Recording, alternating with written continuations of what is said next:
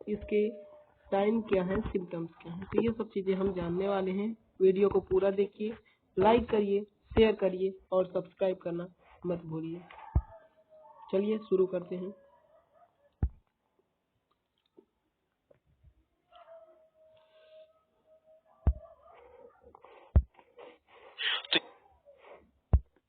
ये जो एक तरह का जो सिम्टम्स होता है जो कि किसी बीमारी का लक्षण होता है, इससे काफी सारी बीमारी रिलेट करते हैं जो कि हम आज वीडियो में स्टडी करने वाले हैं। तो चलिए फिर आज का वीडियो स्टार्ट करते हैं। तो सबसे पहले हम बात कर लेते हैं इसके कॉजेस के बारे में। अगर जो हमारा कफ होता है, जो हमारी खांसी होती है, उसमें जो खून है वो क्यों आता है, इसके क्या क्या रीजंस हो सकते हैं। तो जो हमारा सबसे पहला जो कॉज होता है वो हमारे ट्यूबरक्लोसिस। अगर किसी भी पेशेंट को टीबी की बीमारी हो चुकी है जो कि एक प्रकार का बैक्टीरियल इन्फेक्शन हो सकता है, तो उस कंडीशन में यहाँ पे ये जो प्रॉब्लम प्रोड्यूस हो जाती है जो कि उसके कफ में जो उसका स्पुटम होता है तो उसमें खून आने की संभावना काफी ज्यादा होती है। फिर जो नेक्स्ट वो हमारा लंग्स इन्फेक्शन। अगर किसी प्रकार के आपके फेफड़ों में इन्फेक्शन हो गया है तो उस कंडीशन में भी ये जो प्रॉब्लम है वो प्रोड्यूस हो जाती है। फिर जो नेक्स्ट है वो हमारा लंग्स कैंसर। अगर आपके लंग्स में कैंसर हो चुका है तब भी आपके स्पुटम में जो ब्लड है वो आने के चांसेस काफी ज्यादा बढ़ जाते हैं। तो फिर जो नेक्स्ट है वो आता है हमारा ब्रोंकाइटिस। तो ब्रोंकाइटिस एक ऐसी कंडीशन होती है जिसमें जो हमारी लंग्स की ट्यूब्स होती हैं जिसके थ्रू एयर का पास भी होता है, तब तो वहाँ पे इन्फ्लेमेशन मतलब सूजन आ जाती है। तब उस कंडीशन में भी जो हमारा ब्लडी स्पुटम में वो आ जाता है, तो उसी कंडीशन को हेपेटाइटिस वाली कंडीशन कहते हैं। फिर जो नेक्स्ट है हमारा निमोनिया। तो जब निमोनिया जो कि एक प्रकार का लंग्स का इन्फेक्शन हो सकता है तो उसमें भी ये जो प्रॉब्लम प्रोड्यूस हो जाती है। तो ये इसके कुछ प्रकार के कॉजेज और भी इसके काफी सारे कॉजेज होते हैं जो कि मैंने आपको यहाँ पे इम्पोर्टेंट जो कॉज है वो मैंने आपको यहाँ पे डिस्कस कर दिए हैं।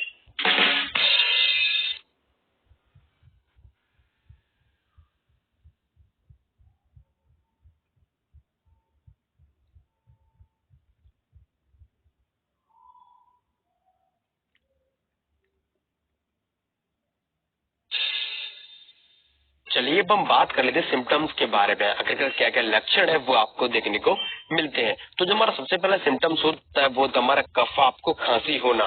फिर जो नेक्स्ट है वो हमारा चेस्ट पेन। जब आपको खांसी आएगी तब उसी के साथ में आपके छाती में भी दर्द है वो हो सकता है। फिर जो नेक्स्ट है वो हमारा फीवर, आपको बुखार भी आएगा। फिर जो नेक्स्ट है हमारा ब्लडी म्यूकस। जैसा कि मैंने आपको बताया था कि हेपेटाइटिस एक ऐसी कंडीशन होती है जिसमें आपके स्पुटम में ब्लड आता है, जो आपका म्यूकस होता है तो उसमें भी आपका ब्लड है वो आ जाता है। फिर जो नेक्स्ट वो हमारा प्यूरुलेंट स्पुटम जो कि काफी ज्यादा इंपॉर्टेंट कॉज है। यहाँ पे देखिए ये एक बहुत बड़ा जो रीजन है वो यहाँ पे सिम्टम्स है, हम इसको कह सकते हैं। तो क्या होता है जो आपका स्पुटम होगा तो उसमें आपका जो मवाद है, जिसको हम जो मवाद होता है वो एक तरह की WBCs होती है, उसके अंदर जो पाई जाती है। तो ये कुछ प्रकार के सिम्टम्स है जो कि आपको देखने को मिल सकते हैं।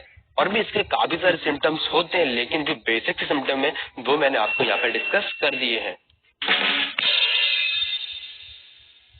तो ट्रीटमेंट की बात करने से पहले मैं आपसे कहना चाहूंगा कि मैं आपको जो भी मेडिकेशन बताऊंगा वो आपको हमेशा डॉक्टर के ऑर्डर पे यूज करनी है। तो चलिए अब हम बात कर लेते हैं ट्रीटमेंट के बारे में। तो जो हमारा सबसे पहला जो टैबलेट है वो होती है हमारी एमॉक्सिसिलिन, जो कि काफी ज्यादा यूजफुल है, जो कि एक प्रकार की एंटीबायोटिक होती है। तो ये जो एमॉक्सिसिलिन है जो कि आपको मार्केट में मॉक्स के नाम से इजीली मिल जाती है। मैंने इसके बारे में आपको काफी सारी वीडियोस में बताया, तो जो कि काफी अच्छा एंटीबायोटिक इसको माना जाता है, जो कि आपकी इस कंडीशन में भी काफी यूजफुल होता है। तो ये कैप्सूल भी इस कंडीशन में काफी ज्यादा प्रिस्क्राइब किया जाता है। और अगर हम बात करें इसकी डोज की, तो इसकी डोज डॉक्टर पेशेंट के अकॉर्डिंग, उसकी एज के अकॉर्डिंग, उसके वेट के अकॉर्डिंग इसकी डोज वो डिस्क्राइब की जाती है। और अगर हम बात करें इसकी बेसिक डोज की, तो आपको ये एक कैप्सूल सुबह और एक कैप्सूल शाम को खाना खाने के बाद लेना होता है। तो जो नेक्स्ट टैबलेट आती है वो हमारी सिप्रोफ्लॉक्सासिन, जो कि काफी यूजफुल है, जो कि एक प्रकार की एंटीबायोटिक और एक तरह का बैक्टीरियल इन्फेक्शन को ट्रीट करने में काफी यूजफुल होती है। जैसे कि मैंने आपको कॉजेज के बारे में बताया था, तो उसमें से एक कॉज था ट्यूबरक्लोसिस।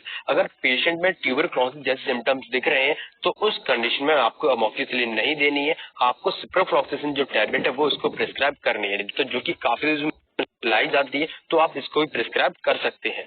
जैसे कि मैंने आपको बताया था कि आपके अगर स्पुटम में ब्लड आ रहा है तो उस कंडीशन में आपको कुछ ऐसे टैबलेट्स भी दी जाती हैं। तो उस कंडीशन में जो कि काफी यूजफुल टैबलेट दी है तो वो होती है हमारी ट्रेनेक्सामिक एसिड, जो कि काफी यूजफुल है। तो मैंने इसके बारे में आपको काफी सारी वीडियोस में बताया है। तो ये जो टैबलेट है जो कि काफी यूजफुल होती है, जो कि आपके ब्लड को रोकने में काफी यूजफुल होती है, तो ये टैबलेट भी काफी ज्यादा प्रिस्क्राइब की जाती है। तो अब जो नेक्स्ट टैबलेट आती है वो थी हमारी ओमेप्राजोल, जो कि काफी यूजफुल है। तो मैंने आपको जितनी भी जो मेडिसिन बताई है तो वो किसी न किसी प्रकार की एसिडिटी या कोई भी स्टमक इरिटेशन प्रोड्यूस कर सकती है।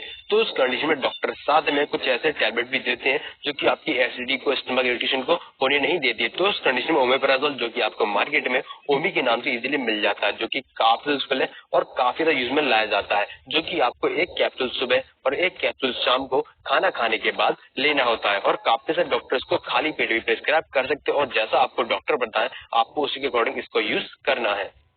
तो अब जो नेक्स्ट टैबलेट आती है वो थी हमारी डायजेपाम टैबलेट, जो कि काफी ज्यादा यूजफुल है, जो कि आपको मार्केट में वैलियम के नाम से इजीली मिल जाती है। तो ये जो टैबलेट है ये इस कंडीशन में प्रिस्क्राइब इसलिए की जाती है क्योंकि इस टैबलेट के लेने के बाद जो पेशेंट है वो जल्दी से रिलैक्स कंडीशन में पहुंच जाता है और उसके लंग्स को जल्दी रिलीफ मिल जाता है। तो ये जो डायजेपाम है, जो कि एक प्रकार की स्लीपिंग पिल्स होती है, तो अगर हम बात करें इसके डोज की तो आपको ये एक टैबलेट रात को सोते समय लेनी होती है। तो हीमोप्टाइटिस वाली कंडीशन में पेशेंट को जब काफी ज्यादा स्पुटम में ब्लड आता है तो उस कंडीशन में साथ में कुछ इंजेक्शन भी प्रिस्क्राइब किए जाते हैं। तो क्विक रिलीफ के लिए आईवी इंजेक्शन दिए जाते हैं। तो जो इंजेक्शन जो कि आपके ब्लड को कंट्रोल करने में यूज होता है वो तुम्हारा ट्रेनेक्सामिक एसिड, जो कि आपको मार्केट में ट्रेनेक्सा के नाम से इजीली मिल जाता है। तो ये जो इंजेक्शन जो कि आपको पेशेंट को आईवी रूट से देना होता है और इससे पेशेंट को काफी जल्दी रिलीफ है वो मिल जाता है।